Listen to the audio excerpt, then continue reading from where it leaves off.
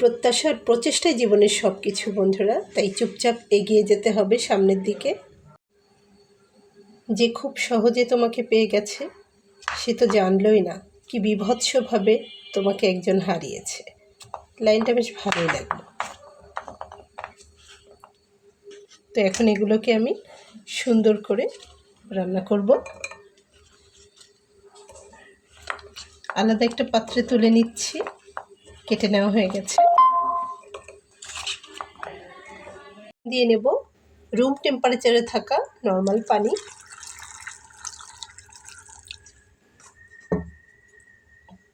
একটি ঢাকনা দিয়ে ঢেকে সিদ্ধ করে নেব। সিদ্ধ হতে হতে এখানে রসুন, পেঁয়াজ আর কাঁচামরিচটা কেটে নিয়েছি। তো বন্ধুরা দেখুন, আরও একটু ছোটো করে নিচ্ছি।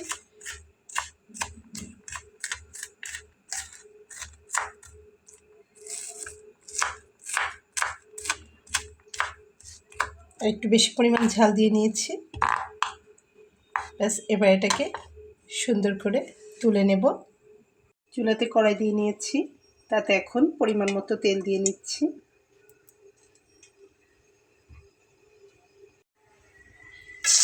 রসুন কুচি, পেঁয়াজ কুচি একসঙ্গে দিয়ে দিলাম। কাঁচামরিচটা একটু পরে দেব।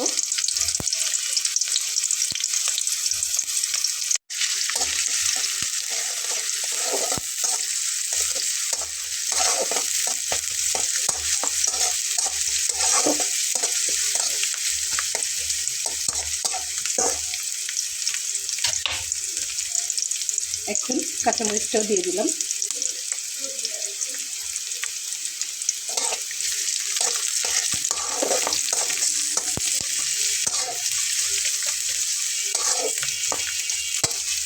হালকা একটু লাল করে ভেজে নেব।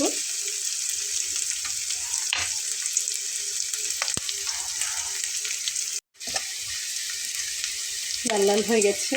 এখন আমি এখানে দিয়ে নেব এই যে পেঁপেটা।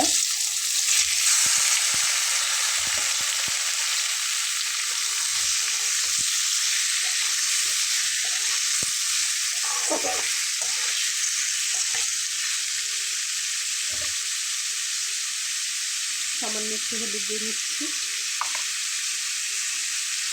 স্বাদ অনুযায়ী লবণ দিয়ে নিচ্ছি।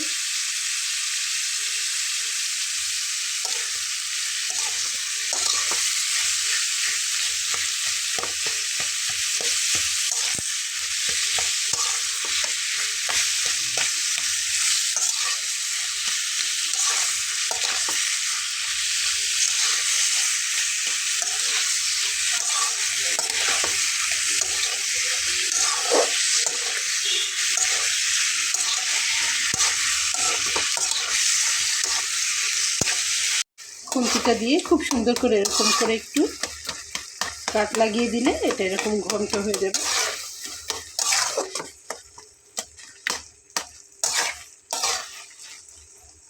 আর এখানে কিন্তু আর হলুদ ব্যবহার করব না, কালারটা ঠিক এরকম থাকবে, সুন্দর একটা কালার। যেহেতু কাঁচামরিচ দিয়ে করা, সবুজ সবুজ। এখানে আমি হাফ চা চামচ পরিমাণ চিনি অ্যাড করব। ঠিক এতটুকু পরিমাণ চিনি আমি ব্যবহার করব। অনেক ঝাল দিয়েছি, ঝালটা একদম ব্যালেন্স হয়ে যাবে।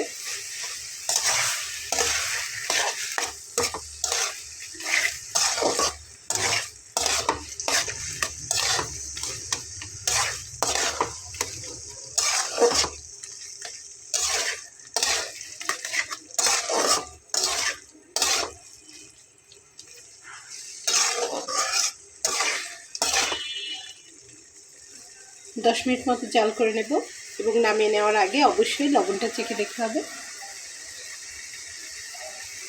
বন্ধুরা রেডি হয়ে গেল রুটি, লুচি, নান অথবা সাদা ভাতের সঙ্গে দারুণ মজার পেঁপের এই আইটেমটি। আশা করছি আপনাদের ভালো লেগেছে।